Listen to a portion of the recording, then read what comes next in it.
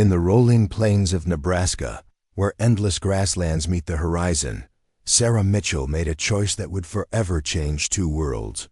Before we jump back in, tell us where you are tuning in from, and if this story touches you, make sure you are subscribed, because tomorrow I have saved something extra special for you.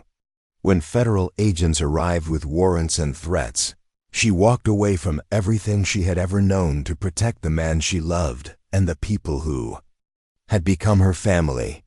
What the Lakota tribe did in response to her sacrifice would reveal the true meaning of honor, loyalty, and love that transcends all boundaries. The morning sun cast long shadows across the Nebraska grasslands as Sarah Mitchell stepped out of her small wooden cabin, breathing in the crisp autumn air that carried the scent of prairie sage and distant wood smoke.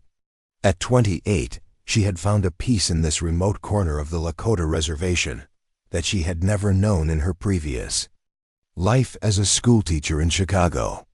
The sound of horses approaching made her look up from her morning chores, and she smiled as she recognized the familiar figure of her husband, Daniel Running Bear, returning from his weekly trip to the trading post in town.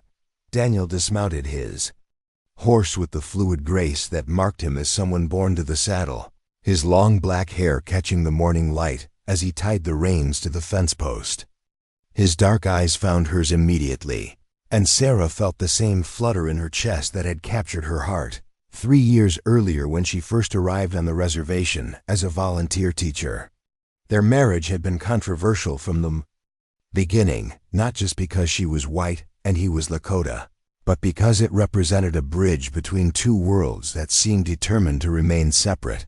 "How was town?" Sarah asked, noting the tension in Daniel's shoulders as he gathered the supplies from his saddlebags. The lines around his eyes seemed deeper today, and she recognized the expression he wore when he was wrestling with something he did not want to burden her with. Daniel set down the heavy bags and pulled her into his arms, holding her close in the way that always made her feel completely safe and loved. "Agent Morrison was there again," he said quietly against her hair. "He was asking questions about you, about us, about why a white woman would choose to live on the reservation."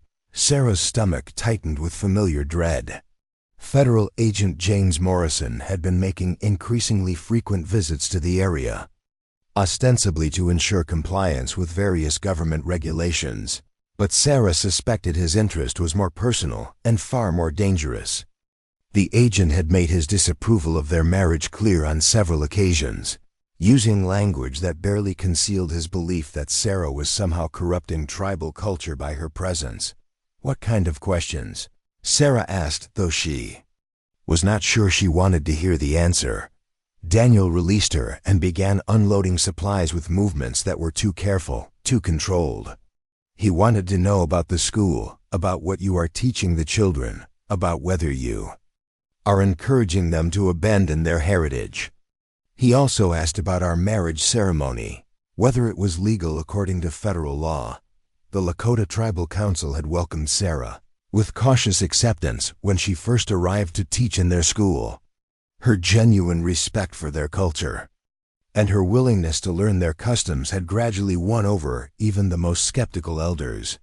When she and Daniel fell in love, the council had given their blessing to a marriage ceremony that honored both Lakota traditions and her own background.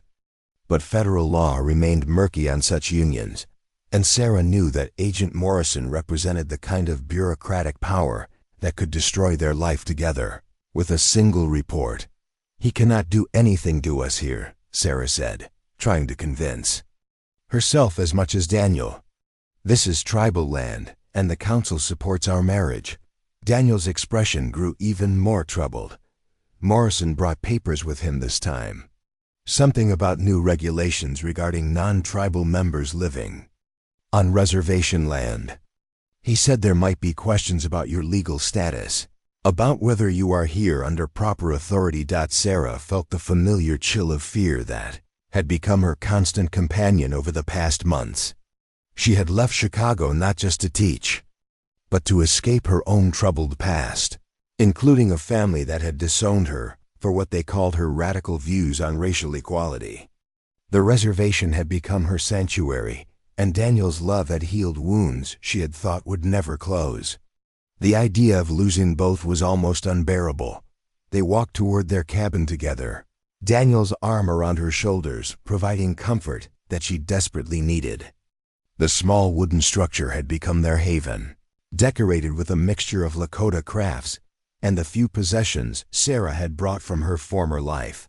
Inside, the scent of sweet grass and coffee created an atmosphere of home that she had never experienced anywhere else. "Tell me about the children today," Daniel said, settling into his favorite chair while Sarah prepared their evening meal. "Did little Joseph finally master those reading lessons you have been working on with him?" Sarah smiled despite her worry, thinking of the 8-year-old boy who had struggled with English reading but excelled in traditional Lakota storytelling. "He read an entire page without help today. And Mary asked me to teach her how to write letters to her grandmother in Dakota language using English letters. The reservation school where Sarah taught was a constant source of joy and frustration. She had fought hard to create a curriculum that honored Lakota culture while providing the children with skills they would need to navigate the wider world. It was delicate work, balancing respect for tradition with practical education, and she knew that some federal officials viewed her methods with suspicion. Daniel's pride in her work was evident in his expression. "The council is grateful for what you do." Preparing and narrating this story took us a lot of time, so if you are enjoying it, subscribe to our channel. It means a lot to us. Now back to the story. Elder Standing Wolf told me yesterday that his grandson speaks of you with great respect, that you are teaching the children to be proud of who they are while preparing them for the challenges ahead. "That is exactly what I hope to accomplish," Sarah said, stirring the stew that would be their dinner. "These children deserve to know their heritage and also have every opportunity that education can provide. They should not have to choose between being Lakota and being successful in the wider world." The conversation was interrupted by the sound of approaching horses, multiple riders moving at a pace that suggested urgency rather than casual visit. Daniel rose immediately, his hand moving instinctively toward the rifle that hung above their fireplace. Through the window, they could see a group of 6 men on horseback, their dark clothing and rigid posture marking them as federal agents rather than tribal members. Agent Morrison dismounted first, his pale face set in lines of official authority that Sarah had learned to distrust. He was a thin man in his 40s, with graying hair and the kind of calculated politeness that often preceded serious trouble. The 5 men with him remained mounted, their hands resting casually near their weapons in a display that was meant to intimidate. "Mr. Running Bear, Mrs. Mitchell," Morrison called out, using Sarah's maiden name in a deliberate slight that made her jaw clench with anger. "I need to speak with you both about some important federal matters." Daniel opened the cabin door, but did not invite the agents inside. "What do you want, Morrison?" The agent's smile was thin and cold. "I have received reports about irregularities in the tribal school's operation. Specifically, concerns that unauthorized curriculum is being taught and that federal education standards are being ignored. I'm here to conduct an official investigation." Sarah stepped beside Daniel, feeling the solid warmth of his presence give her strength. "The tribal council approved all of my teaching methods. The children are learning both English and traditional subjects, exactly as the federal guidelines specify. The guidelines specify that education on reservations should prepare Native children for assimilation into American society," Morrison replied sharply. "Teaching them to take pride in primitive customs and superstitions does not serve that goal." Daniel's entire body tensed with controlled anger. "Our customs are not primitive, and our beliefs are not superstitions. Sarah teaches our children to respect their heritage while learning the skills they need. That is exactly what education should do." Morrison's expression hardened. "Mr. Running Bear, You are not qualified to determine federal education policy. And Mrs. Mitchell's presence here raises serious questions about federal oversight of tribal affairs. The agent pulled a folded document from his coat pocket, holding it where both Daniel and Sarah could see the official federal seal. I have authorization to suspend the school's operation, pending a full investigation of its curriculum and staff. Mrs. Mitchell will need to appear before a federal review board to justify her teaching methods and her legal status on reservation land. Sarah felt the world shifting beneath her feet. A federal investigation would mean months of bureaucratic proceedings, during which she would likely be barred from teaching and possibly required to leave the reservation entirely. Worse, Daniel's support of her methods could bring federal scrutiny on him and potentially threaten his own standing within the tribe. When would this review take place? Sarah asked, trying to keep her voice steady. Morrison's smile was triumphant. The board convenes in Omaha next week. You will be required to present yourself for questioning about your qualifications, your teaching methods, and your relationship with tribal members. Failure to appear will result in your immediate removal from reservation land and potential criminal charges for interfering with federal Indian policy. Daniel stepped forward, his voice carrying the quiet authority that came from years of leadership within his community. Sarah is here with the full support of the tribal council. She has done nothing wrong except teach our children to be proud of who they are. The tribal council does not have authority over federal education policy, Morrison replied coldly. And Mrs. Mitchell's personal relationships with tribal members raised questions about her objectivity and professional conduct. The accusation hung in the air like smoke from a winter fire. Sarah understood immediately what Morrison was implying, that her marriage to Daniel somehow compromised her ability to teach effectively, or that she was exploiting her position for personal gain. The suggestion was both insulting and dangerous, providing a pretext for federal intervention that could destroy everything they had built together. Agent Morrison, Sarah said carefully, I have documentation of my teaching credentials and letters of support from the tribal council. My marriage to Daniel was conducted according to tribal law and has no bearing on my professional competence. Morrison's laugh was harsh and mocking. Tribal law does not supersede federal authority, Mrs. Mitchell, and your willingness to participate in primitive marriage customs raises serious questions about your judgment and loyalty to American values. Daniel's hand moved toward his rifle, but Sarah caught his arm, knowing that any display of violence would only provide Morrison with the excuse he was looking for to bring in more federal agents and potentially arrest them both. She could see the calculation in the agent's eyes, the way he was deliberately provoking a confrontation that would justify whatever action he had already planned. What exactly are you accusing me of? Sarah asked, her voice carrying the strength she did not feel. Morrison studied her with cold satisfaction. I am accusing you of nothing yet, but I am investigating reports that you have encouraged tribal children to reject American customs, that you have taught them to view the federal government with suspicion, and that your personal involvement with tribal members has compromised your professional integrity. The charges were vague enough to be impossible to refute and serious enough to end her career and destroy her life on the reservation. Sarah realized that Morrison had been building a case against her for months, gathering statements from anyone who might be willing to criticize her methods or question her motives. The children I teach are learning to read and write English, Sarah said firmly. They are learning mathematics, history, and science. They are also learning to be proud of their Lakota heritage, which makes them stronger and more confident students. Teaching them to reject the benefits of American civilization is not education, Morrison replied. It is sedition disguised as schoolwork. The word sedition hit Sarah like a physical blow. If Morrison could make charges of sedition stick, she would face federal prison, and Daniel could be accused of harboring a criminal. Their marriage would be dissolved, her teaching career would be over, and any chance of a life together would be destroyed. Daniel must have understood the implications as well, because his voice carried deadly calm when he spoke. "Agent Morrison, you will leave our land now. Your investigation can proceed through proper channels, but you have no authority to threaten my wife on tribal territory." Morrison's smile widened with anticipation.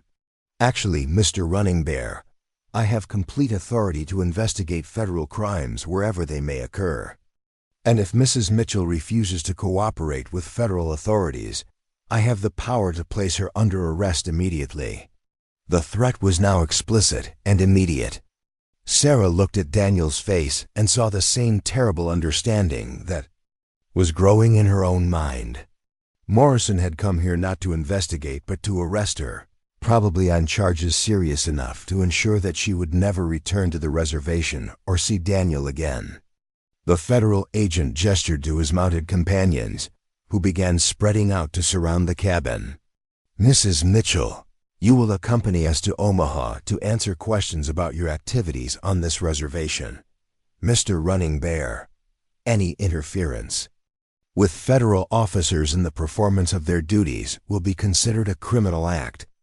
Sarah felt Daniel's hand tighten on her arm, and she knew he was calculating whether they could reach the rifle before Morrison's men could draw their weapons. But she also knew that violence would only make everything worse, providing justification for federal intervention that could destroy not just their lives, but the entire tribal school system she had worked so hard to build. "Daniel," she said quietly, "do not fight them.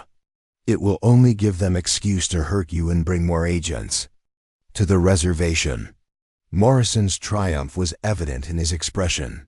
"Very wise advice, Mrs. Mitchell. Cooperation with federal authorities will be noted in your file." But as Sarah looked into Daniel's eyes, she saw something that Agent Morrison could not understand. She saw the depth of love that had brought them together despite all the barriers of race and culture. She saw the strength of character that made Daniel a leader among his people. And she saw the kind of courage that would sacrifice anything to protect the people and principles he held dear. Sarah Mitchell had come to the reservation as a schoolteacher seeking purpose. She had found love, family, and a cause worth fighting for. Now federal agents threatened to destroy everything she had built, using her as a weapon against the people she had come to protect. As Morrison's men prepared to place her under arrest, Sarah made a decision that would test the bonds of love and loyalty in ways she had never imagined. She would not allow her presence to become a source of danger for Daniel or the tribal community that had welcomed her as family. The choice she was about to make would transform her from a teacher seeking acceptance into a woman willing to sacrifice everything for the people she loved. And it would reveal whether the bonds she had formed with the Lakota tribe were strong enough to survive the ultimate test of separation and loss. The tension in the cabin became suffocating as Agent Morrison's men positioned themselves around the property like hunters surrounding their prey. Sarah could see through the window that they had blocked every possible escape route, their horses stamping impatiently in the cold morning air, while their riders maintained the rigid posture of men prepared for violence. The metallic click of weapons being checked echoed across the prairie, a sound that made Daniel's jaw clench with barely controlled fury. Sarah moved closer to her husband, drawing strength from his presence while her mind raced through impossible options. Run-in would only confirm Morrison's accusations and bring federal manhunters down on the entire reservation. Fighting would give the agent exactly the excuse he needed to justify calling in military support, to crush what he could claim was an armed rebellion. Surrender meant walking into a federal courthouse where her fate would be decided by men who viewed her marriage and her teaching methods as threats to their vision of American civilization. "Mrs. Mitchell," Morrison called from outside, his voice carrying the false patience of a man who enjoyed exercising power over others. "You have 5 minutes to gather whatever personal belongings you require for your journey to Omaha. Any delay will be interpreted as resistance to federal authority." Daniel's hand found hers, his fingers intertwining with hers in a grip that spoke of desperation disguised as strength. "Sarah, there has to be another way. The tribal council has connections in Washington, lawyers who understand federal Indian law. We can fight this through proper channels." Sarah looked into her husband's dark eyes and saw the same fear that was clawing at her chest. They both understood that federal Indian law was a web of contradictions designed to serve government interests rather than protect native rights. The tribal council's lawyers might eventually prove her innocence, but that could take months or years, during which she would be barred from the reservation, and Daniel would face constant federal scrutiny that could destroy his standing within the tribe. "Agent Morrison," Sarah called through the door, "may I ask what specific charges are being brought against me? I have a right to understand the accusations before I am arrested." Morrison's laughter was harsh and mocking. "You are not being arrested, Mrs. Mitchell. You are being escorted to a federal review board to answer questions about your activities on this reservation. The difference is significant, though perhaps too subtle for someone who has chosen to live among savages." The racial slur hit Daniel like a physical blow, and Sarah felt his entire body tense with rage. She squeezed his hand tighter, knowing that Morrison was deliberately trying to provoke a violent response that would justify escalating the confrontation. The agent's strategy was becoming clear.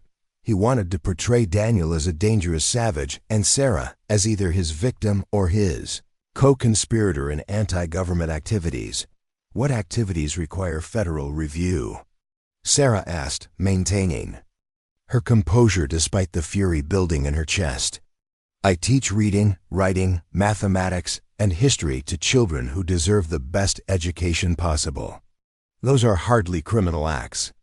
Teaching children to reject American values and embrace primitive customs is subversion," Morrison replied coldly. "Encouraging them to view the federal government as an enemy is sedition. And your marriage to a tribal member raises questions about your loyalty to the United States." The accusations were broad enough to encompass almost anything Sarah had done since arriving on the reservation. Teaching children about Lakota history could be called encouraging primitive customs. Explaining how government policies had harmed tribal communities could be labeled as promoting anti-government sentiment. Even her genuine love for Daniel could be twisted into evidence of divided loyalties.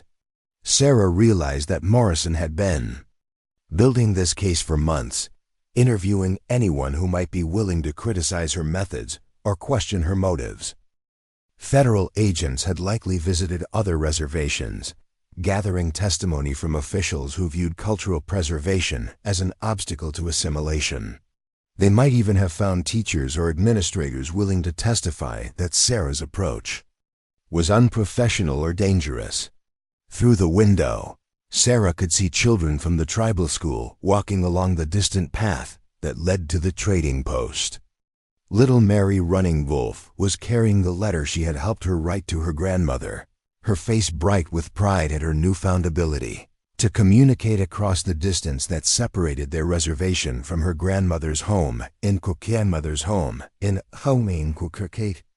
South Dakota.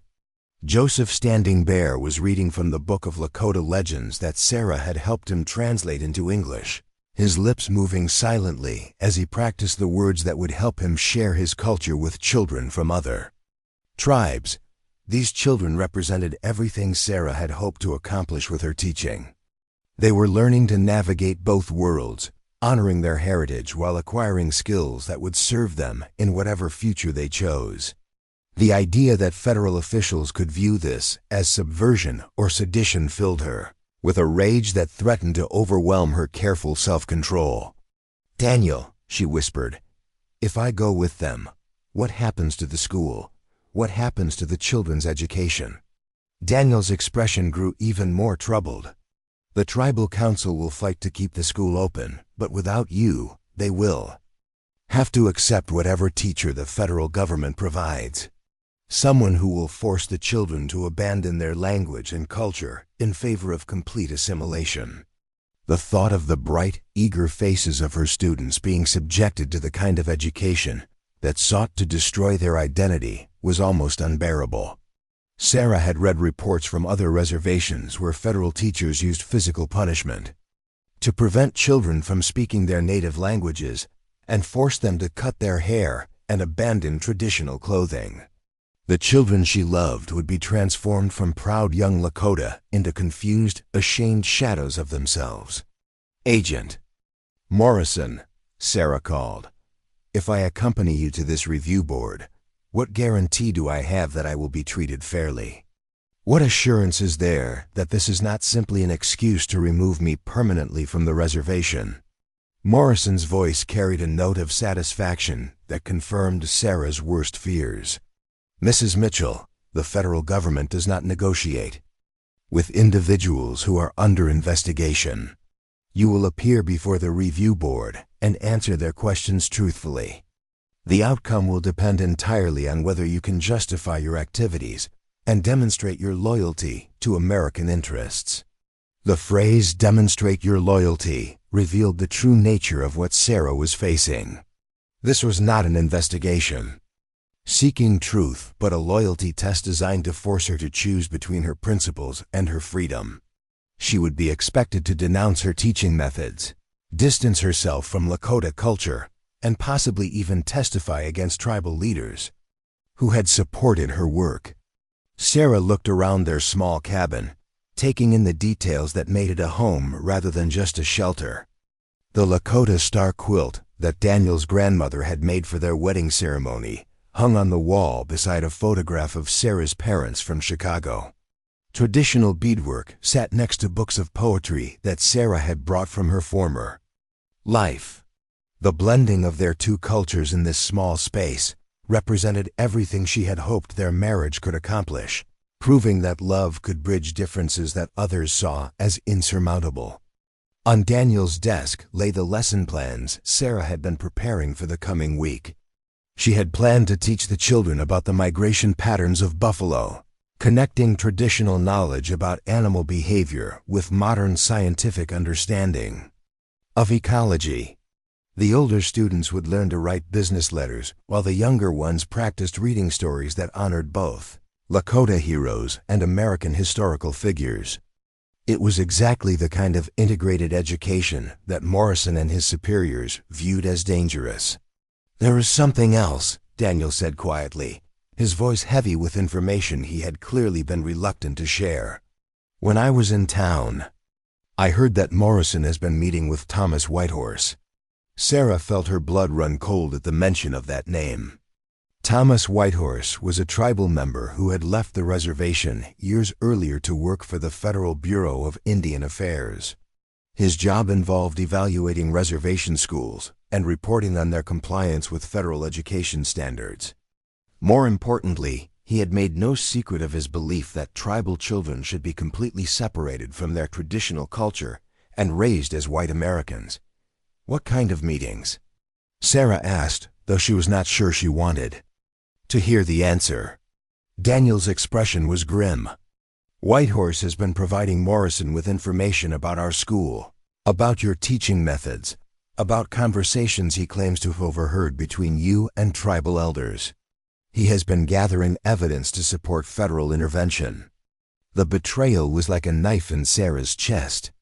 Thomas Whitehorse had grown up on this reservation, had learned the same traditional stories and customs that Sarah was now helping children to preserve. His willingness to cooperate with Morrison's investigation represented a level of cultural self-hatred that was both tragic and dangerous. "What kind of evidence?" Sarah asked, dreading the answer. Daniel hesitated, clearly struggling with how much to reveal. "Whitehorse claims that you have encouraged children to disrespect federal authority, that you have taught them to view white Americans as enemies, and that you have used your position to promote anti-government sentiment among tribal families." Each accusation was a distortion of something Sarah had actually done. She had taught children about the history of broken treaties and forced relocations, but only as part of helping them understand their own family histories. She had explained how government policies had harmed tribal communities, but always in the context of encouraging civic engagement rather than promoting hatred. Her goal had been to help children understand their past so they could make informed decisions about their future. But in the hands of someone like Thomas Whitehorse, every lesson could be twisted into evidence of subversion. Teaching children about the Trail of Tears could be portrayed as encouraging anti-American sentiment. Explaining the history of reservation schools could be seen as undermining federal education policy. Even helping children take pride in their traditional culture could be characterized as promoting separation and resistance. Is there more? Sarah asked, seeing that Daniel was still holding back information. Daniel's reluctance was palpable, but he knew she needed to understand the full scope of what they were facing. Whitehorse has also made claims about our marriage. He says that you married me not out of love, but as part of a larger plan to infiltrate tribal leadership and promote radical ideas. He suggests that your background as a teacher from Chicago makes you part of some organized effort to undermine federal Indian policy. The suggestion was so absurd that Sarah might have laughed if the situation were not so serious. The idea that her genuine love for Daniel and her sincere commitment to tribal education were part of some conspiracy revealed the paranoid mindset that drove federal Indian policy. But she also understood that such accusations, however ridiculous, could be devastatingly effective in a federal courthouse where judges were predisposed to view tribal issues with suspicion. Through the window, Sarah could see that Agent Morrison was growing impatient with the delay. He was pacing near his horse, checking his pocket watch repeatedly while his men maintained their positions around the cabin. The morning sun was climbing higher, and Sarah knew that every minute of delay was being interpreted as resistance that would be used against her in the coming proceedings.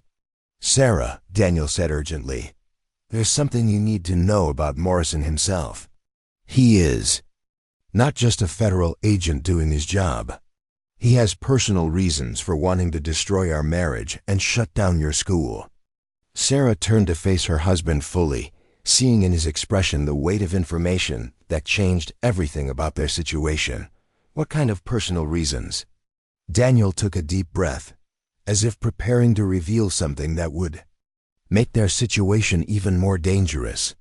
Morrison's brother was a cavalry officer who was killed at Little Bighorn.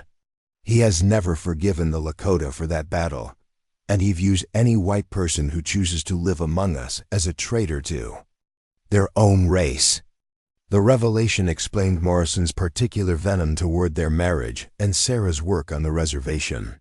This was not just a bureaucratic investigation, but a personal vendetta driven by grief and racial hatred. Morrison saw Sarah as a symbol of everything he believed was wrong with federal Indian policy. A white woman who had chosen savages over civilization and needed to be punished for her betrayal. "He will never allow me to return to the reservation," Sarah said quietly, understanding finally that this confrontation was designed to end only one way.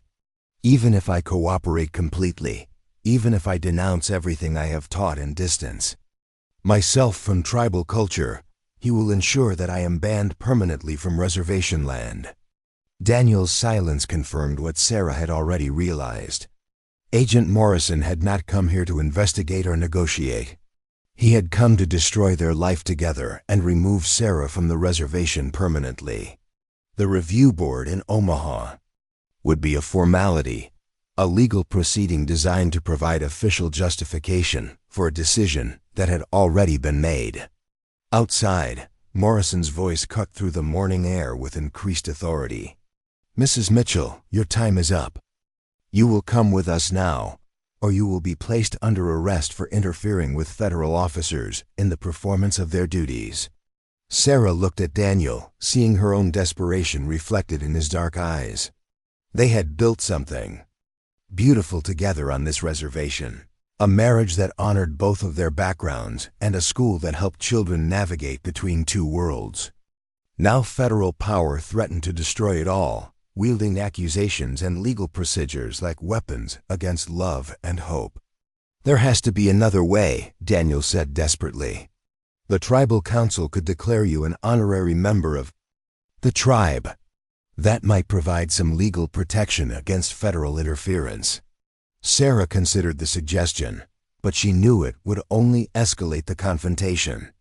Morrison would simply argue that tribal membership could not override federal authority, and he would use such a declaration as evidence that Sarah was indeed working to undermine government control over reservation affairs. The gesture would be meaningful to the tribal community, but it would not protect her from federal prosecution.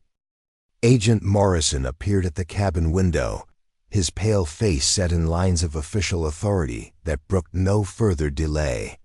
"Mrs. Mitchell, I can see you through the window. You have 30 seconds to open this door voluntarily, or my men will break it down." The threat was explicit and immediate. Sarah realized that Morrison was hoping for resistance that would justify using force against both her and Daniel. A violent confrontation would provide headlines about dangerous savages attacking federal officers, making it easier to justify harsh measures against the entire tribal community. Sarah walked to the door but did not open it immediately. Through the wooden barrier, she could hear the sound of horses shifting restlessly and men checking their weapons. Morrison's entire force was prepared for violence, wanting an excuse to demonstrate federal power in a way that would discourage future resistance to government authority. "Agent Morrison," Sarah called through the door, "I want to make a statement before I accompany you to Omaha." Morrison's voice carried irritation at this further delay. "You will have ample opportunity to make statements during your review. Board hearing. Open this door immediately." "I want to make this statement now in front of witnesses," Sarah insisted. "I want the tribal community to hear what I have to say before I leave with you."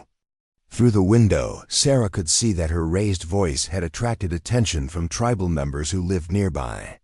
Several families were gathering at a respectful distance, their faces showing concern and confusion about the presence of so many federal agents.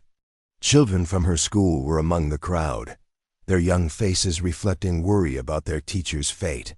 Elder Standing Wolf emerged from the group of onlookers, his weathered face grave with understanding of what was happening. At 78, he had lived through decades of federal interference in tribal affairs, and his presence lent dignity and authority to what might otherwise be seen as a simple law enforcement action. Other tribal leaders began arriving, creating an audience that would remember whatever happened next. "Very well," Morrison said impatiently. "You have 2 minutes to make whatever statement you wish. Then you will accompany us immediately." Sarah opened the cabin door and stepped onto the small porch, Daniel beside her providing silent support. The morning air was crisp with autumn promise, and the endless grasslands stretched toward horizons that had witnessed generations of struggle between traditional ways and imposed change. Sarah looked out at the gathered tribal members, seeing in their faces the same dignity and strength that had first drawn her to this community. "My friends," Sarah began, her voice carrying clearly across the prairie air, "I came to this reservation 3 years ago as a teacher seeking to serve a community that needed education for their children. I found something far greater than I had expected. I found a people committed to preserving their culture while preparing their children for the challenges of a changing world." Elder Standing Wolf nodded his approval, and Sarah drew strength from his support. "I have taught your children to read and write in English because these skills will serve them well in whatever future they choose. But I have also taught them to take pride in being Lakota, because a people who forget their heritage lose their strength and their identity." Agent Morrison shifted impatiently, but he did not interrupt. Sarah suspected he was allowing her to speak because he hoped she would say something that could be used as evidence against her during the review board proceedings. "I married Daniel Running Bear not to infiltrate your community or promote any political agenda, but because love recognizes no boundaries of race or culture. Our marriage represents the possibility that different peoples can come together in respect, and mutual understanding. Sarah paused, looking directly at the children from her school who stood with their families. To my students, I want you to remember everything you have learned about your heritage. Be proud of who you are, but also be prepared to succeed in whatever world you choose to inhabit. You are Lakota, and that gives you strength that no one can take away. Elder Standing Wolf stepped forward, his voice carrying the authority of traditional leadership. Agent Morrison, this woman has served our community with honor and dedication. She has harmed no one and has helped our children prepare for their futures while honoring their past. Why do you seek to punish such service? Morrison's face flushed with irritation at being questioned by a tribal elder.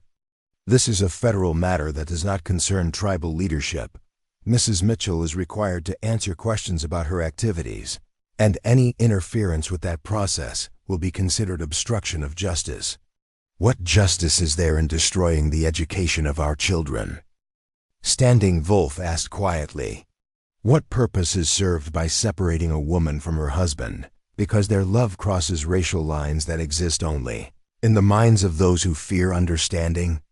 The questions hung in the morning air like smoke from a sacred fire. Morrison had no answer that would not reveal the true nature of his mission, so he simply gestured to his men to prepare for departure. Mrs. Mitchell, you will come with us now. Any further delay will result in your immediate arrest. Sarah looked one last time at Daniel, memorizing every detail of his face as if she might never see him again. She touched his hand briefly, feeling the calluses that marked him as someone who worked with his hands, and the strength that had always made her feel protected. I love you, she whispered. I love you too, Daniel replied, his voice breaking with emotion he could not control. This separation will not be permanent. We will find a way to be together again. Sarah stepped down from the porch, walking toward Agent Morrison with her head held high, despite the fear and uncertainty that threatened to overwhelm her. She carried herself with the dignity that befitted a teacher who had dedicated herself to serving others, a woman who had chosen love over safety and principle over convenience. As she reached Morrison's horse, the agent's smile was cold with satisfaction. Mrs. Mitchell, you will ride with Sergeant Hayes. Any attempt to escape or communicate with Confederates will result in additional charges being filed against you. Sarah mounted the designated horse, settling herself as comfortably as possible for what would be a long and uncertain journey. As the federal agents prepared to depart, she looked back at the small cabin that had been her home, at Daniel standing alone on the porch, and at the tribal community that had welcomed her as family. The children from her school waved goodbye, their young faces showing confusion about why their teacher was being taken away by men with guns. Sarah waved back, hoping they would remember her lessons about pride and strength rather than this moment of apparent defeat. As the horses began to move, carrying her away from everything she loved, Sarah made a decision that would transform her from a passive victim into an active participant in whatever came next. She would not simply endure whatever the federal government had planned for her. She would find a way to protect the community she loved, even if it meant sacrificing her own happiness and freedom. The prairie grass bent beneath the horses' hooves as they rode toward an uncertain future, but Sarah's resolve only grew stronger with each mile that separated her from her home. She had learned from the Lakota people that sometimes the greatest strength came from apparent surrender, and that love could endure separation if it was strong enough and true enough. Agent Morrison had won this battle, but Sarah Mitchell was far from defeated.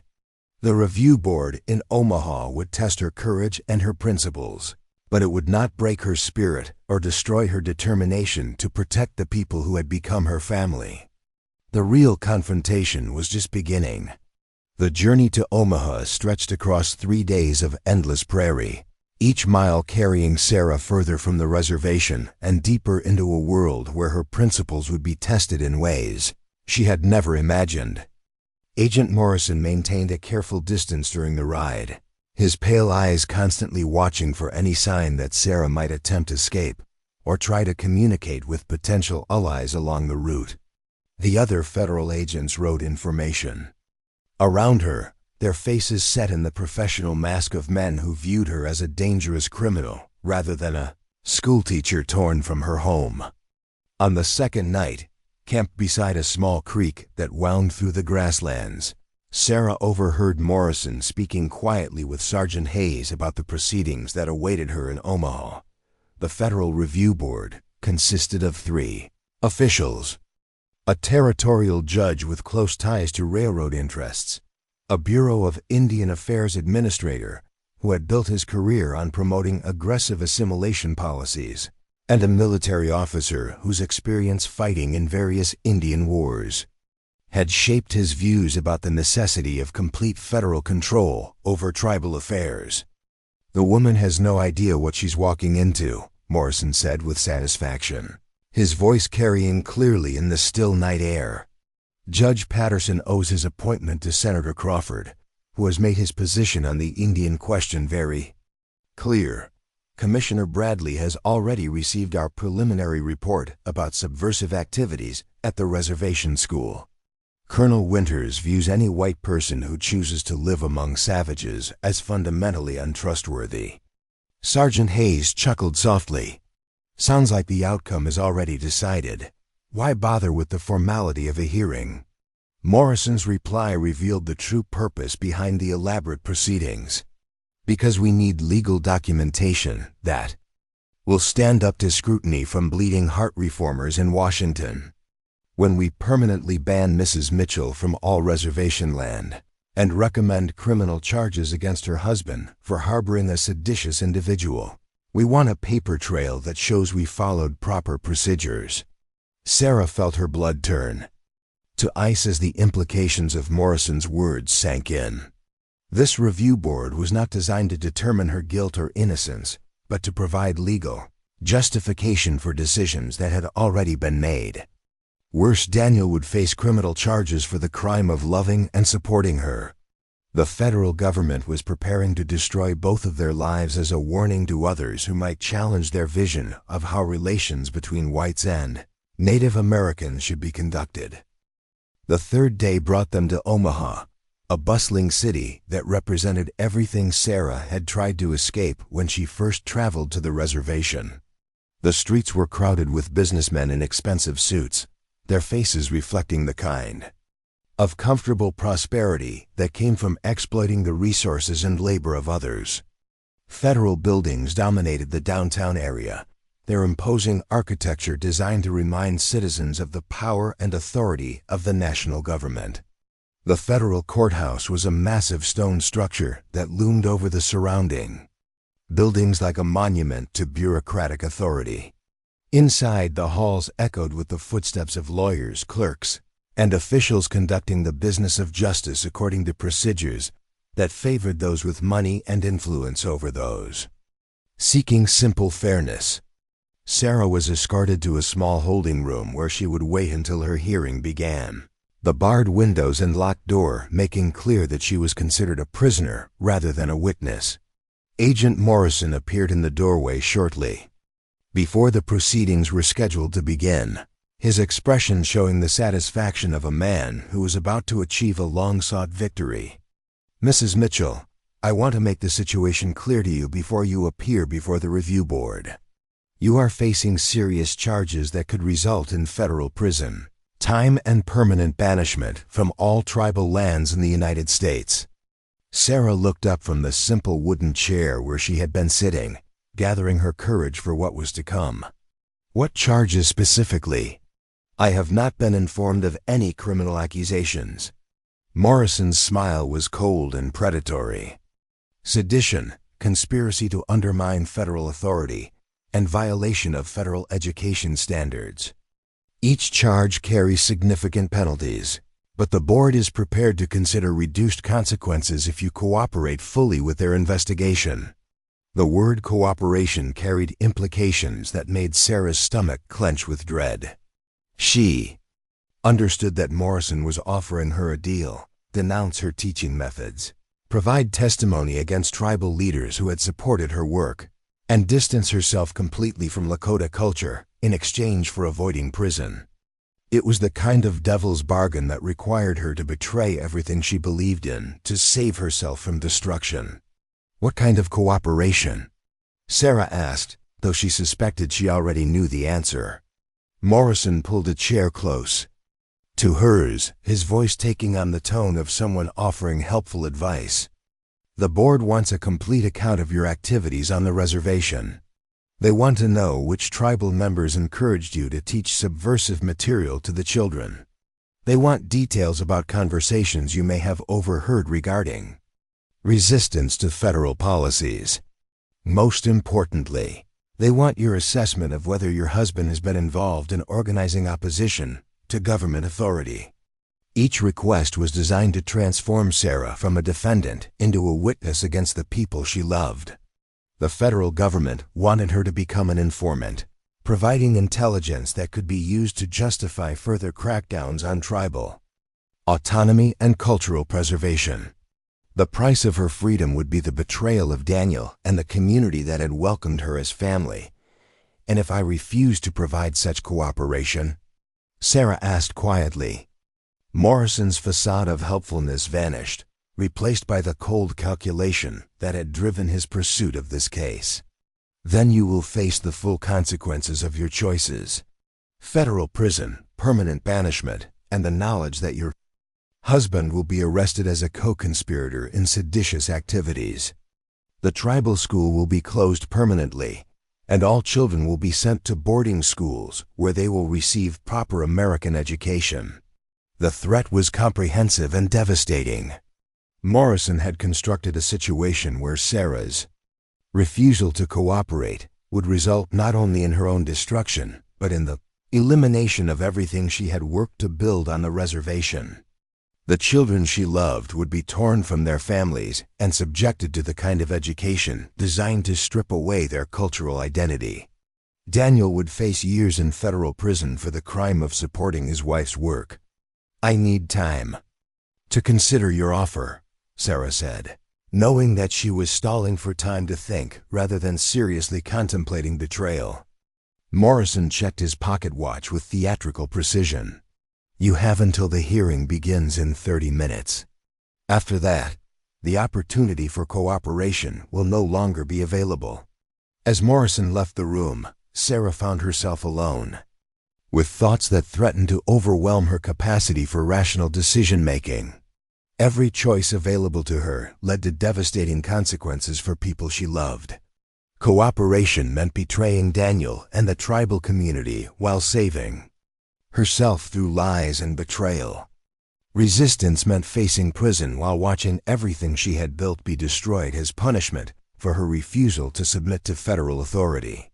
The sound of footsteps in the hallway announced the arrival of someone Sarah had not expected to see. Thomas Whitehorse appeared in the doorway, his face showing a mixture of guilt and determination that made clear his role in the events that had brought her to this moment. The man who had grown up on the reservation, learned traditional ways from tribal elders, and then chosen to work for the federal government as an agent of assimilation.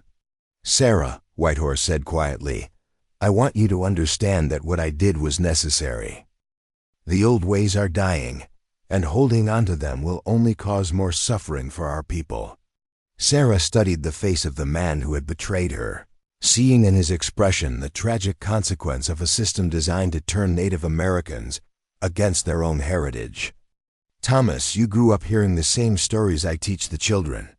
You learned the same values of honor and community that I try to help them preserve.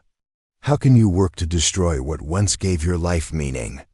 Whitehorse's discomfort was evident, but his commitment to federal policy remained firm. Those stories belong to the past. "Sarah, the children need to learn to succeed in the modern world, not cling to customs that will mark them as different and inferior. Your teaching methods give them false hope that they can preserve their heritage while also achieving success in American society." The conversation revealed the fundamental philosophical divide that made compromise impossible. Whitehorse genuinely believed that cultural assimilation was the only path to survival for Native Americans, that preserving traditional ways would only perpetuate their marginalization and suffering. Sarah believed equally strongly that people could honor their heritage while adapting to changing circumstances, that cultural identity was a source of strength rather than weakness. "The children I teach are learning both English and Lakota," Sarah said firmly. "They are studying mathematics and science while also learning traditional knowledge about agriculture and animal behavior. They are being prepared to succeed in whatever world they choose while maintaining pride in who they are." Whitehorse shook his head sadly. "You are giving them an impossible burden, Sarah. They will spend their lives caught between two worlds, never fully accepted in either. It would be kinder to help them become fully American and leave the past behind." The debate might have continued indefinitely, but Agent Morrison returned to announce that the review board was ready to begin proceedings. Sarah was escorted through corridors lined with portraits of federal officials who had shaped policy toward Native Americans, their stern faces reflecting the paternalistic attitude that viewed tribal peoples as children who needed guidance rather than equals deserving respect. The hearing room was smaller than Sarah had expected, with 3 men seated behind an imposing wooden desk while she was directed to a simple chair facing them. Judge Patterson was a heavy-set man in his 60s whose expensive clothing spoke of comfortable wealth. Commissioner Bradley appeared younger but carried himself with the bureaucratic authority of someone accustomed to wielding power over others.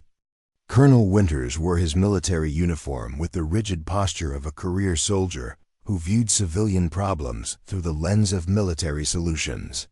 Judge Patterson called the proceedings to order with a voice that carried the weight of legal authority. "Mrs. Mitchell, you are here to answer questions about your activities while employed as a teacher on the Pine Ridge Reservation. This board has received reports of concerning behavior that may violate federal education standards and constitute seditious activity against the United States government." Sarah stood to address the board, drawing on reserves of courage she had not known she possessed.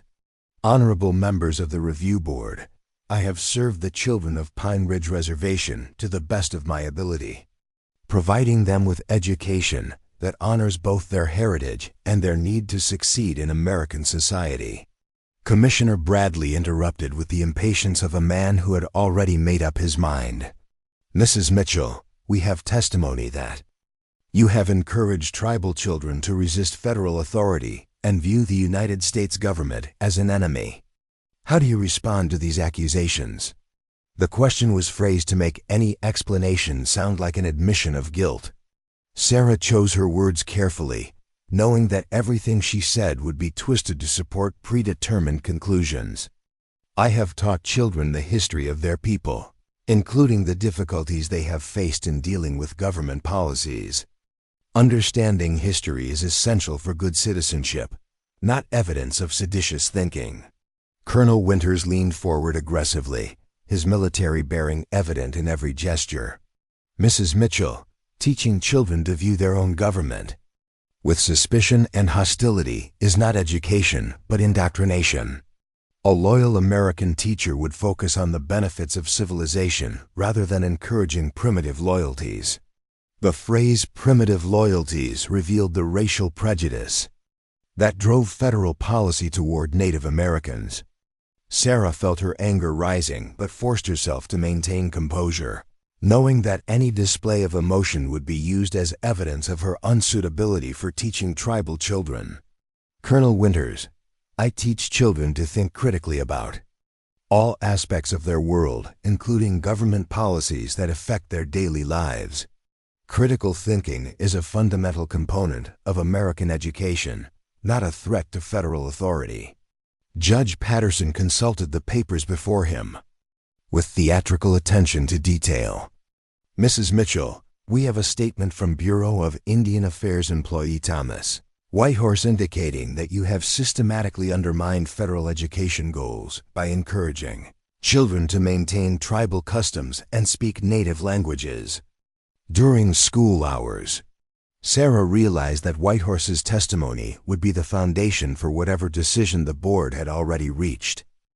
His position as a tribal member working for the federal government gave his accusations a credibility that would be difficult to challenge. I have encouraged children to be proud of their heritage while also learning English and other subjects that will serve them well in their futures. Bilingual education is recognized as beneficial for cognitive development. Commissioner Bradley's response revealed his complete dismissal of any educational approach that did not prioritize total assimilation. Mrs. Mitchell, federal policy regarding Indian education is clear. Native languages and customs are obstacles to proper assimilation into American society. Teachers who encourage such practices are working against established government objectives. The hearing continued for 2 hours, with each member of the board asking questions designed to elicit responses that could be interpreted as evidence of disloyalty or incompetence. Sarah answered each query as honestly as possible while trying to avoid statements that could be used to justify criminal charges against Daniel or other tribal members who had supported her work. The most dangerous moment came when Judge Patterson asked directly about her marriage to Daniel Running Bear. Mrs. Mitchell, your decision to marry a tribal member raises questions about your objectivity and professional judgment. How can you claim to provide unbiased education when you have such personal involvement with the community you serve? The question struck at the heart of everything Sarah held dear.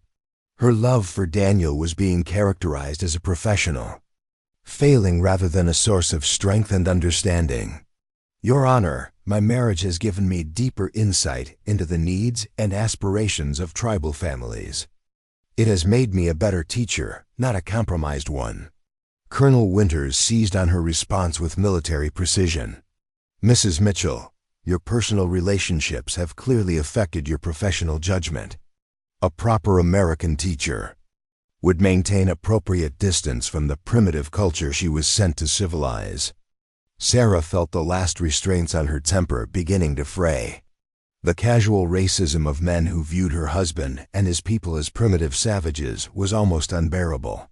Colonel, the Lakota people have a rich culture with sophisticated understanding of governance, agriculture, and social organization.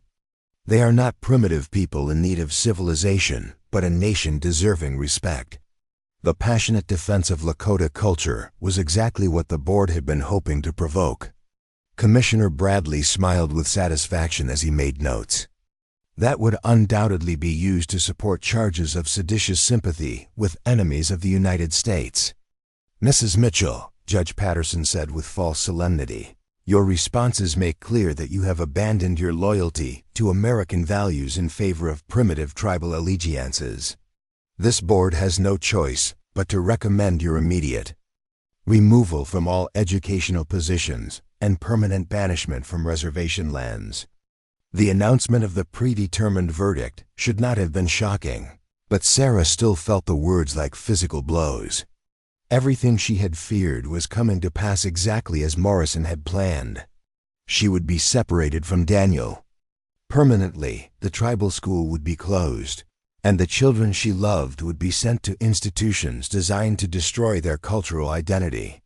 Furthermore, Commissioner Bradley added, this board will recommend that federal authorities investigate your husband and other tribal members who supported your subversive activities. The corruption you introduced to reservation education must be eliminated completely. The threat to Daniel galvanized Sarah's thinking in ways that threats to herself had not. She realized that her cooperation or resistance would make no difference to the outcome of these proceedings, but it might determine whether Daniel faced criminal prosecution. The board intended to use her as an excuse to crack down on any tribal leader who had supported cultural preservation or questioned federal policies. Members of the board, Sarah said, standing to address them with dignity intact despite the destruction of her life, I accept your decision regarding my own fate, but I ask that you consider the harm that further persecution of tribal leaders will cause to innocent families and children. Judge Patterson's expression showed no sympathy for her plea. Mrs. Mitchell, the federal government cannot allow seditious activities to go unpunished, regardless of who is involved. Your husband and his Confederates will face the consequences of their choices to support anti-American activities. Sarah understood that nothing she could say would change the board's determination to use her case as justification for broader persecution of tribal leadership. Daniel would be arrested, other tribal leaders would face federal charges, and the reservation community would be left defenseless against whatever policies the government chose to impose. As guards prepared to escort her from the hearing room, Sarah made a decision that surprised even herself. Instead of accepting the role of victim that the federal system had assigned to her, she would take control of her own destiny in ways that Morrison and his superiors had not anticipated. "Judge Patterson," Sarah said clearly, her voice carrying across the room with authority that commanded attention, "I wish to make a formal statement for the record." The judge looked annoyed at this further delay, but nodded his permission. "You may speak briefly, Mrs. Mitchell." Sarah took a deep breath, gathering courage for words that would change everything about her situation. "I hereby renounce my United States citizenship and request political asylum among the Lakota people, as a refugee from religious and cultural persecution." The statement hit the hearing room like lightning. All three board members stared at her in shock, while Agent Morrison half rose from his chair, as if preparing to physically prevent her from saying anything more. The legal implications of Sarah's declaration were staggering and completely outside anything the federal officials had prepared for. "Mrs. Mitchell," Judge Patterson said uncertainly, "you cannot simply renounce your citizenship to avoid the consequences of your actions." Sarah's voice remained steady and determined. "Your Honor, I am exercising rights recognized under international law to seek asylum from persecution based on my religious beliefs and cultural practices. The federal government has demonstrated that it will not tolerate my commitment to preserving Native American heritage and will punish me for marrying across racial lines." Commissioner Bradley looked frantically through his papers, clearly searching for legal precedent that would allow them to dismiss Sarah's asylum claim. "This board has no authority to consider requests for political asylum. You remain subject to federal jurisdiction, regardless of any statements you choose to make." Sarah had expected this response, but her declaration had already accomplished its primary purpose. "I understand that this board lacks authority over asylum matters. I am formally requesting that my case be referred to appropriate federal officials, who can consider my claim under established international law." The request created a bureaucratic nightmare that Agent Morrison had never anticipated. Federal law required that asylum claims be processed through specific procedures that could take months or years to resolve. During that time, Sarah's legal status would be uncertain, making it difficult to justify the immediate prosecution of Daniel or other tribal members allegedly connected to her activities. Colonel Winters attempted to regain control of the situation through military directness. "Mrs. Mitchell, this transparent attempt to evade justice will not succeed. You will face the consequences of your seditious activities, regardless of whatever legal maneuvers you attempt." Sarah met the colonel's glare with calm determination. "Sir, I am not attempting to evade justice but to seek protection from persecution. The federal government has made clear that it will punish me for my religious beliefs, my cultural practices, and my choice of husband. These are recognized grounds for asylum under international law." Judge Patterson called for a recess to allow the board members to consult with federal attorneys about how to handle Sarah's unexpected asylum claim.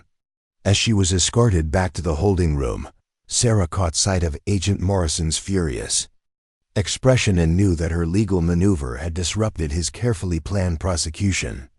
Alone in the small room, Sarah reflected on the decision she had just made. Renouncing her citizenship and seeking asylum would make her a permanent exile from the only country she had ever known. She would never again be able to travel freely in the United States or enjoy the legal protections that came with citizenship. But she would also be free from federal persecution and able to live with Daniel without fear that their marriage would be used as evidence of criminal activity. More importantly, her asylum claim would complicate any federal efforts to prosecute Daniel or other tribal members. The government would have difficulty arguing that she was a dangerous seditious criminal while simultaneously processing her claim that she was a refugee fleeing religious and cultural persecution. The legal contradictions inherent in both positions would provide tribal lawyers with ammunition to challenge any prosecutions. Hours passed before Agent Morrison returned to the holding room, his face showing barely controlled rage at the disruption of his plans. "Mrs. Mitchell, your little legal stunt will not save you or your husband.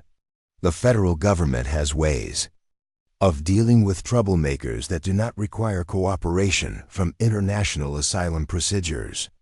Sarah recognized the threat implicit in Morrison's words, but refused to be intimidated.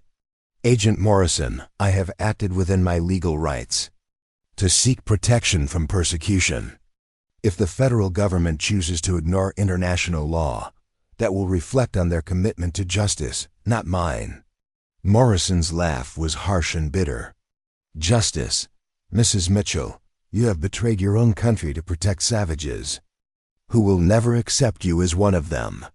You will discover that renouncing American citizenship means giving up American protections as well."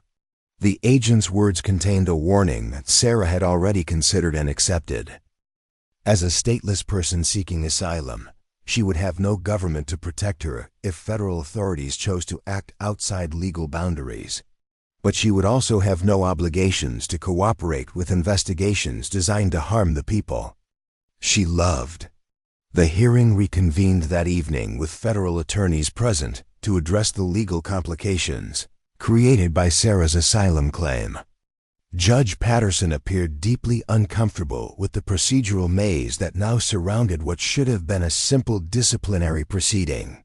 "Mrs. Mitchell," the judge said carefully, "federal counsel has informed this board that your asylum claim must be processed through appropriate channels before any final disposition of your case can be determined. However, you remain in federal custody pending resolution of all outstanding issues." Sarah understood that she would remain a prisoner while bureaucrats in Washington decided how to handle the unprecedented situation of an American citizen seeking asylum from her own government. The process could take months or years, during which she would be separated from Daniel, but also protected from immediate prosecution. "Your Honor," Sarah said, "I accept the board's decision to refer my case to appropriate federal authorities. I ask only that my husband and other tribal members be protected from persecution while my asylum claim is being processed." Commissioner Bradley's response revealed the federal government's determination to proceed with their broader crackdown regardless of complications created by Sarah's legal status. "Mrs. Mitchell, your personal situation has no bearing on ongoing investigations of seditious activities on reservation lands. Federal law enforcement will continue to pursue all necessary measures to ensure compliance with government policies." Sarah realized that her sacrifice might not be enough to protect Daniel and the tribal community from federal persecution. Morrison and his superiors were determined to use her case as justification for destroying any tribal leader who had supported cultural preservation or questioned government authority.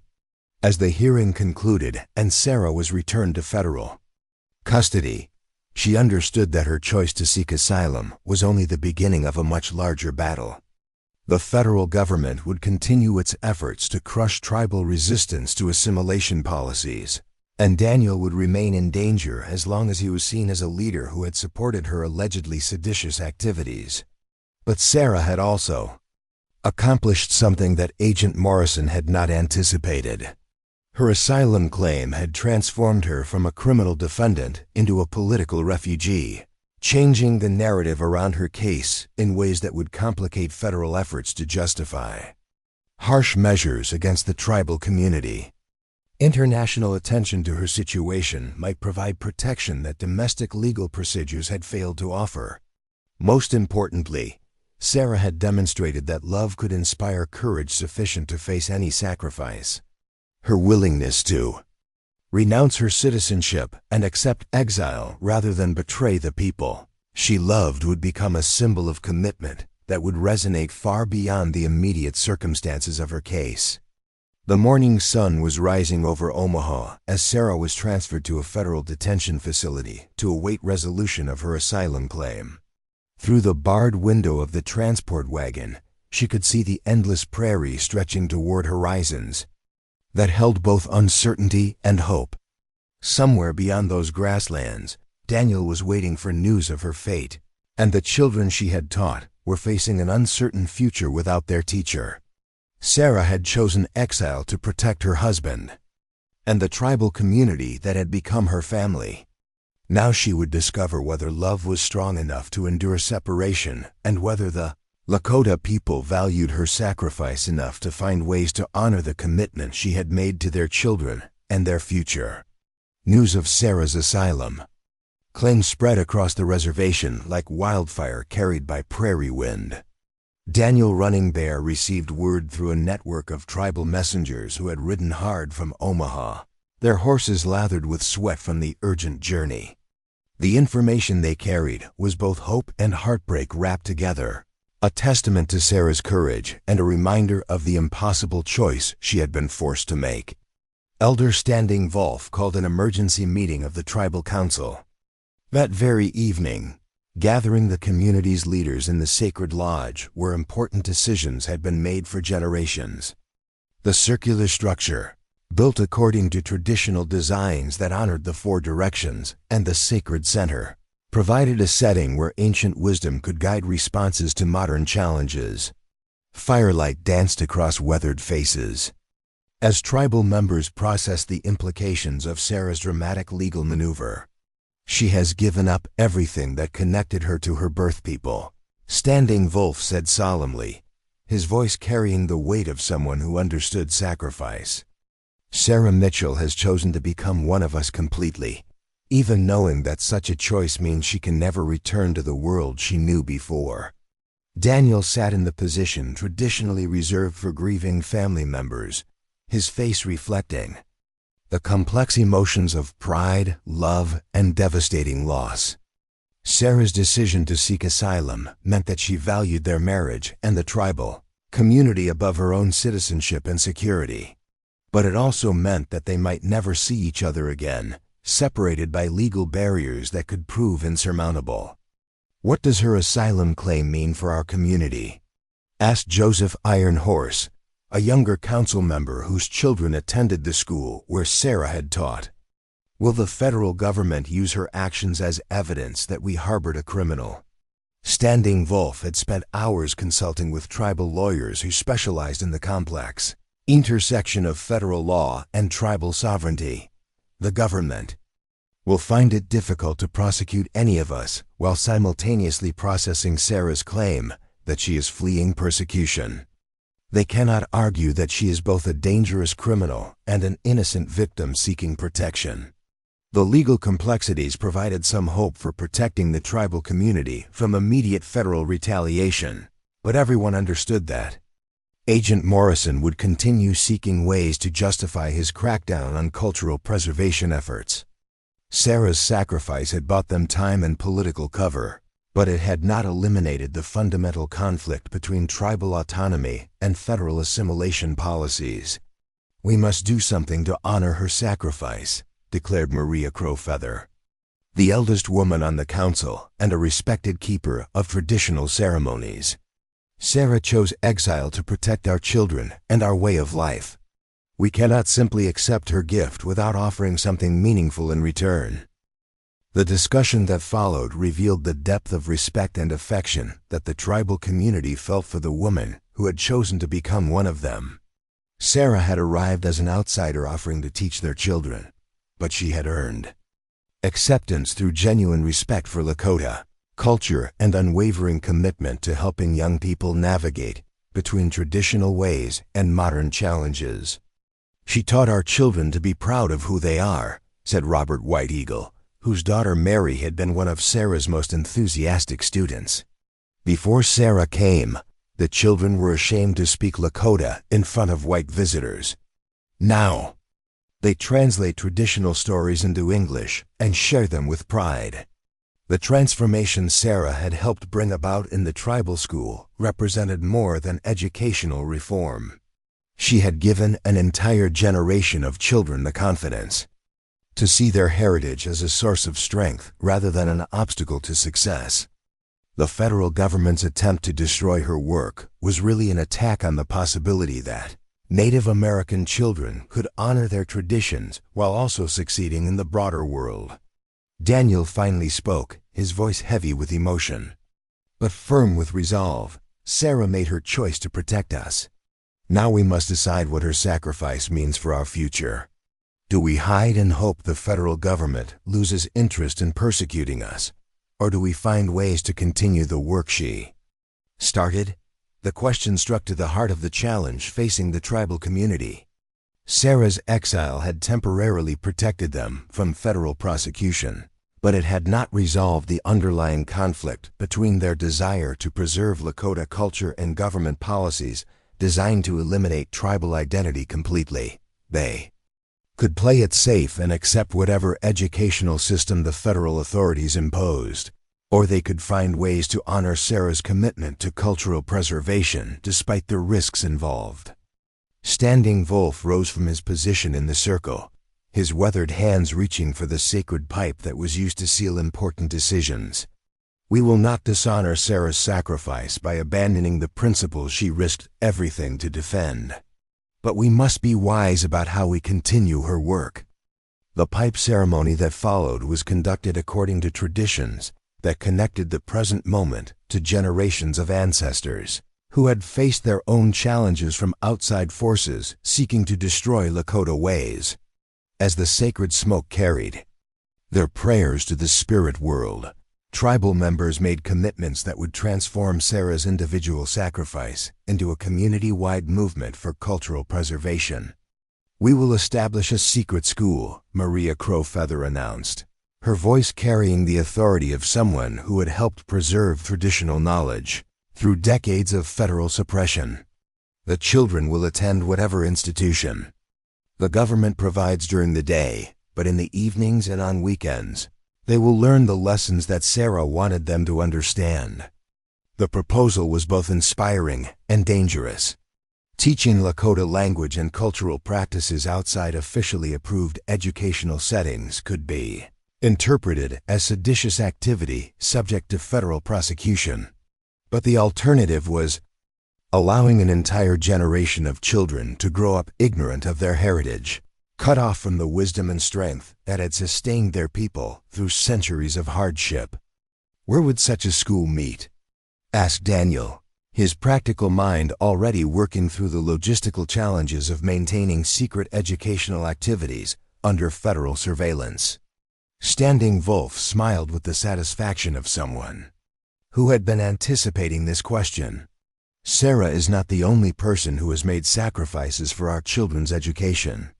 There are others, both tribal members and sympathetic outsiders, who share her commitment to preserving our culture while preparing young people for modern challenges." The elder's words hinted at a network of support that extended far beyond the reservation boundaries.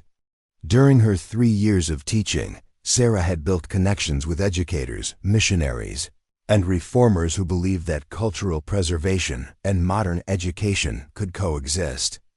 Some of these allies had resources and influence that could provide protection for continuing her work despite federal opposition. Dr. Catherine Winters, the missionary's daughter who studied at Eastern colleges, has offered to help coordinate educational activities, Standing Wolf continued. She shares Sarah's belief that Lakota children deserve education that honors their heritage while preparing them for whatever future they choose. Dr. Winters represented a new generation of white reformers who rejected the assumption that Native American cultures were primitive obstacles to progress. Her medical training and family connections provided credibility with federal officials, while her genuine respect for tribal traditions made her a trusted ally in efforts to preserve Lakota ways. More importantly, Standing Wolf added, there are tribal members working in federal institutions who have agreed to provide information about government plans and policies. We will not be caught off guard by future attempts to destroy our community. The revelation that the tribe had developed its own intelligence network surprised even Daniel, who had thought he understood the full scope of tribal resistance to federal assimilation policies. The community had learned from Sarah's experience that survival required more than just cultural preservation. It demanded active engagement with the political and legal systems that threatened their existence. What about Sarah herself? Daniel asked, voicing the question that haunted every discussion of their future plans. Is there any way to bring her home or at least maintain contact with her while her asylum claim is processed? Standing Wolf's expression grew somber as he addressed the most painful aspect of their situation. Federal authorities are holding Sarah in a detention facility, while bureaucrats in Washington decide how to handle her asylum request. She is not allowed visitors or correspondence that might be interpreted as continued involvement in seditious activities. The isolation imposed on Sarah was designed to break her spirit and force her to reconsider her decision to seek asylum. Federal officials hoped that months or years of separation from everything she loved would convince her to withdraw her claim and accept whatever punishment they chose to impose. But they underestimated both Sarah's strength and the depth of her commitment to the principles that had guided her choice. However, Standing Wolf continued, there are ways of communication that do not involve direct contact with federal facilities. Dr. Winters has connections with legal advocates who specialize in asylum cases. Information can be passed through channels that are not subject to federal monitoring. The possibility of indirect communication with Sarah provided hope that had been missing since news of her detention first reached the reservation. Even if they could not see her or speak with her directly, knowing that messages could be exchanged would maintain the emotional connection that gave meaning to her sacrifice. Daniel felt a surge of determination that surprised him with its intensity. Then we must let her know that her sacrifice has not been wasted. We must tell her that the work she started will continue and that the children she taught will grow up proud of their heritage because of the example she set. The commitment to honor Sarah's legacy through continued cultural preservation efforts represented more than just educational planning. It was a declaration that love and principle could triumph over government persecution and bureaucratic intimidation. The tribal community was choosing to transform one woman's individual sacrifice into a collective resistance movement that would preserve Lakota culture for future generations. Maria Crow Feather began outlining the practical details of establishing secret educational activities that would supplement whatever federal programming was eventually imposed on the reservation. We will use traditional methods of teaching, with stories and songs that carry important knowledge. The children will learn as their ancestors did, through participation in ceremonies and seasonal activities that connect them to the land and their heritage. The approach she described represented a return to educational methods that had sustained Lakota culture for centuries before the arrival of federal schools, designed to eliminate tribal identity. Children would learn language, history, and values through immersion in cultural practices rather than formal classroom instruction that could be easily monitored and suppressed by government officials.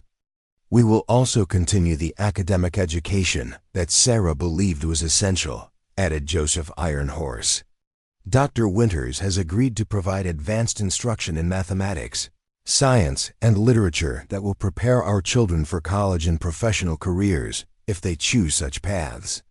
The commitment to maintaining high academic standards while preserving cultural knowledge reflected Sarah's vision of education that honored both traditional wisdom and modern learning.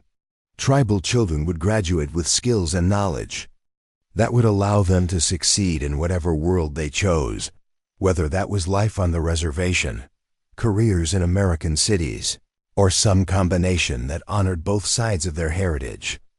As the council meeting continued into the night, tribal members shared stories about Sarah's impact on their families and community. Children had gained confidence in their identity as Lakota people, while also developing skills that would serve them throughout their lives. Parents had watched their sons and daughters discover pride in traditions that previous generations had been taught to hide or abandon. My daughter used to be ashamed when relatives visited from other reservations and spoke only Lakota, recalled Robert White Eagle. Sarah taught her that being bilingual was a gift, not a burden. Now Mary translates for visitors who speak only English, helping them understand our customs and stories. Similar testimonies emerged throughout the evening, each one highlighting ways that Sarah's teaching had transformed not just individual children, but entire families and community relationships. Her influence extended far beyond the formal boundaries of classroom instruction, affecting how tribal members saw themselves and their place in the broader world. She helped my son understand that being Lakota and being successful in American society were not contradictory goals, said another parent. He wants to become a lawyer so he can help protect tribal rights, using the skills Sarah taught him, while fighting for the values she helped him preserve. The stories revealed that Sarah's sacrifice was protecting more than just cultural preservation efforts. It was safeguarding an entire generation's sense of possibility and purpose. The children she had taught would grow up believing they could honor their heritage, while also achieving whatever goals they set for themselves. Standing Wolf called for a formal vote on the proposal to establish secret educational activities that would continue Sarah's work despite federal opposition. The decision was unanimous, reflecting the community's deep gratitude for her sacrifice and their determination to ensure that her commitment to cultural preservation would not be wasted. We will send word to Sarah through Dr. Winters, Standing Wolf announced. She will know that her choice to seek asylum has protected our children and our way of life. She will understand that her love for our community has been returned with interest, and that her sacrifice has made possible a new chapter in our people's long struggle for cultural survival. The commitment to communicate with Sarah provided emotional closure to a meeting that had begun with grief and uncertainty. Tribal members could take action that honored her sacrifice, while also demonstrating that their love and respect for her remained strong despite the physical separation imposed by federal authorities. Daniel volunteered to coordinate the secret educational activities, accepting responsibility for continuing the work that he and Sarah had started together. His role would be dangerous, potentially exposing him to federal prosecution if government agents discovered the extent of tribal resistance to assimilation policies. But he was determined to prove worthy of the sacrifice Sarah had made to protect their community. We will establish multiple meeting locations that can be changed frequently to avoid detection, Daniel explained. The children will be taught in small groups by different instructors, making it difficult for federal agents to disrupt all activities even if some are discovered. The security measures reflected lessons learned from decades of resistance to government efforts to eliminate Lakota culture. Previous generations had preserved traditional knowledge through similar networks of secret instruction, maintaining tribal identity despite policies designed to destroy it completely. As the council meeting concluded with prayers of gratitude for Sarah's courage and commitment to their community's future, tribal members began planning specific actions that would transform their words into meaningful resistance. The school buildings might be controlled by federal authorities, but the real education of Lakota children would continue in homes, ceremonial lodges, and hidden locations where ancient wisdom could be passed to new generations. The following weeks brought confirmation that the tribal community's response to Sarah's sacrifice was having effects far beyond their reservation boundaries. Word of her asylum claim and the tribe's commitment to continuing her work spread through networks of Native American activists, sympathetic missionaries, and educational reformers who shared her vision of cultural preservation combined with Modern learning, Dr. Catherine Winters, arrived at the reservation with resources and support that exceeded anything the Tribal Council had dared to hope for.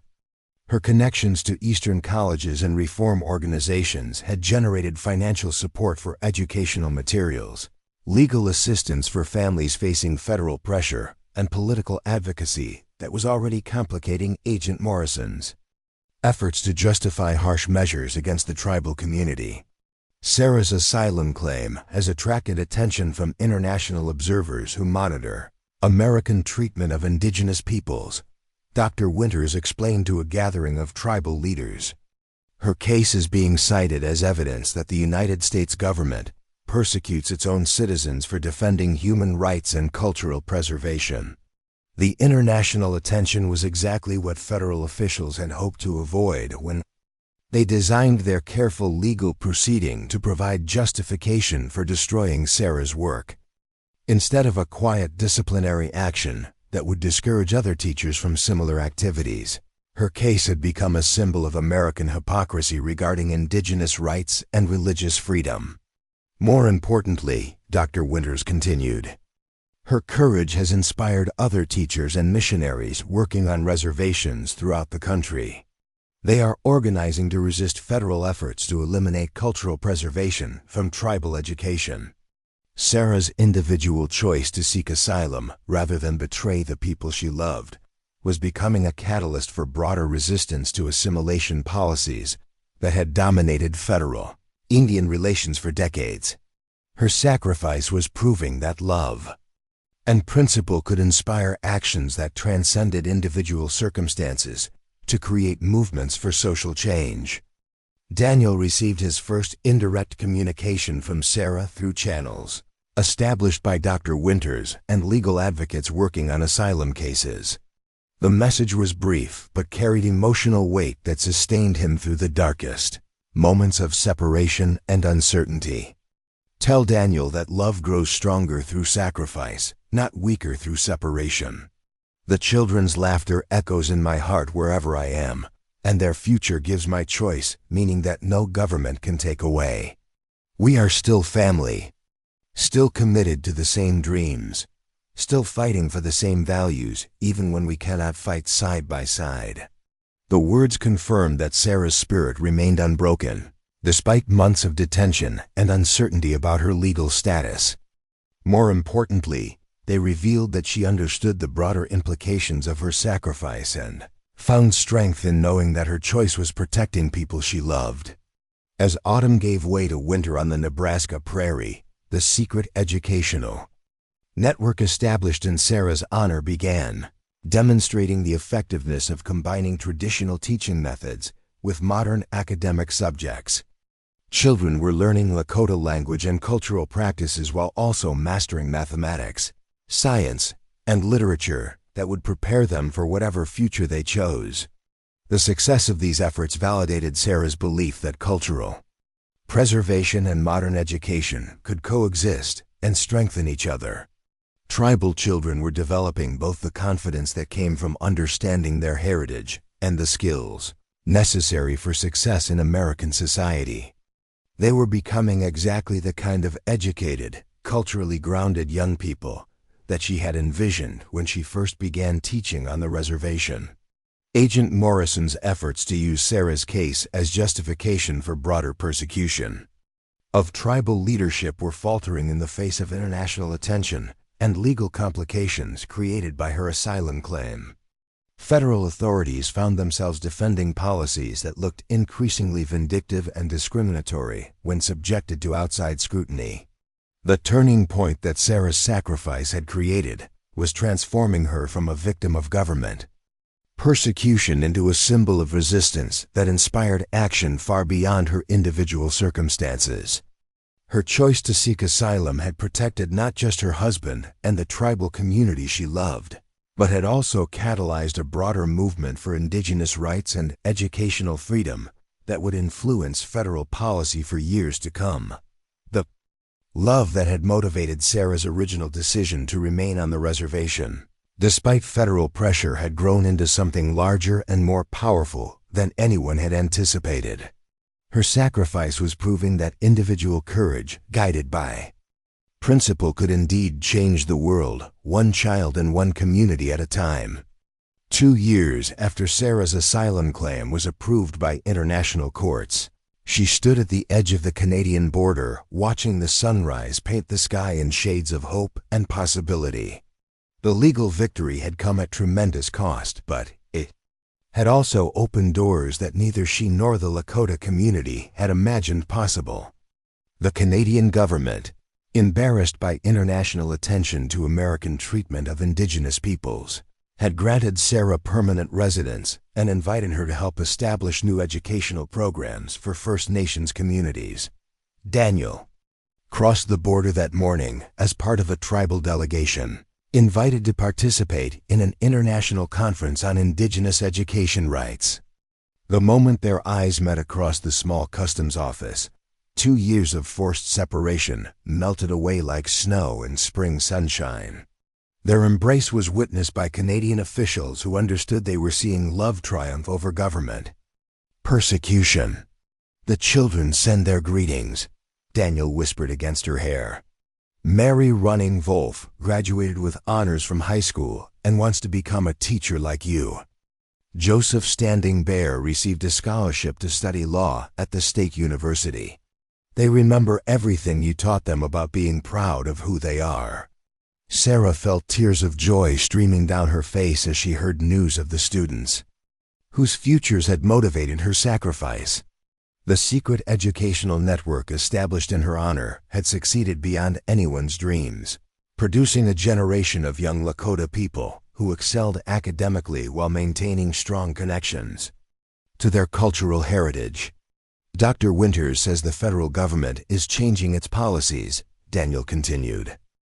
"Your asylum case brought so much international pressure that they can no longer justify destroying tribal culture in the name of education. Schools on reservations are being required to include native language instruction and cultural studies." The transformation Sarah's sacrifice had helped bring about represented more than just policy changes. It was a fundamental shift in how American society viewed the relationship between cultural preservation and educational success. Her courage had proven that love of heritage strengthened rather than weakened young people's ability to succeed in modern society. Their reunion took place at a conference where educators, government officials, and tribal leaders from across North America gathered to develop new approaches to Indigenous education that honored traditional knowledge while providing modern skills. Sarah found herself addressing audiences of hundreds, sharing insights gained through her experience of choosing exile to protect the principles she believed in. "Education should never require people to abandon their identity," Sarah told gathering of Canadian and American officials. "When we teach children to be ashamed of their heritage, we rob them of the strength and wisdom that could guide them through life's challenges. True education builds on what students bring to the classroom rather than demanding they leave their culture at the door." The applause that followed her speech reflected a growing international consensus that cultural preservation and modern education could strengthen each other. Sarah's personal story had become a powerful symbol of these principles, demonstrating that love and courage could indeed change the world when guided by unwavering commitment to justice. Elder Standing Wolf, now in his 80s but still sharp with traditional wisdom, served as the Lakota delegation's spiritual advisor at the conference. His presence blessed Sarah and Daniel's reunion, while also representing the tribal community's ongoing commitment to the values that had motivated her original sacrifice. "Sarah Running Bear," the elder said, using the traditional name the tribe had given her during a ceremony conducted in her absence. "You chose exile to protect our children, and the Great Spirit has honored your sacrifice by opening new paths for all Indigenous peoples. Your love has become a river that feeds many communities." The formal adoption ceremony, conducted by tribal representatives, made Sarah's membership in the Lakota community official and permanent, regardless of her legal citizenship status. She was no longer just Daniel's wife or a dedicated teacher. but a recognized member of the tribal family whose sacrifice had earned her a place in their oral history. The Canadian government offered Sarah a position directing a new Indigenous education institute that would train teachers to work effectively with Native communities throughout North America. The role would allow her to continue the work she had started on the Nebraska reservation while helping establish similar programs across the continent.